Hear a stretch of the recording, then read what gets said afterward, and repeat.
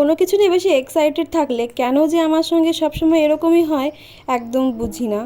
তো বহু প্রতীক্ষার পর সেদিন ছিল আমাদের ফার্স্ট মেহেন্দি ক্লাস।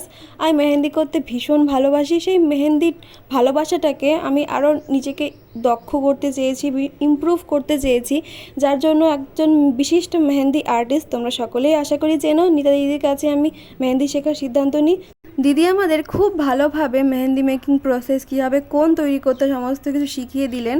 তো এবার বলি যে আমার সঙ্গে কি ঘটেছে। তো আমি সকালবেলা যাওয়ার সময় অনেক ভিডিও করেছি, ট্রেনের মধ্যে করেছি, সেখানে গিয়ে হাফ ক্লাসে ভিডিও করেছি। তারপর যখন গ্যালারি ওপেন করেছি যখন দেখি যে আমার একটা ভিডিও সেভ হয়নি, এতটা দুঃখ লেগেছিল সেটা দেখে আমার সত্যি আমি ভাষায় প্রকাশ করতে পারবো না। তো যাই হোক, কি আর করা যাবে। তারপর আমাদের রিফ্রেশমেন্ট দেওয়া হলো, সেটাই খেয়ে আমরা নিজের কোণ তৈরি করতে লাগলাম। তারপর পুরোটা দেখে এক প্রকার তাড়াহুড়োর মধ্যে প্রায় 6টা বেজে গিয়েছিল, ট্রেন ধরে আর বাড়ি চলে আসলাম। আজকের মতো গান।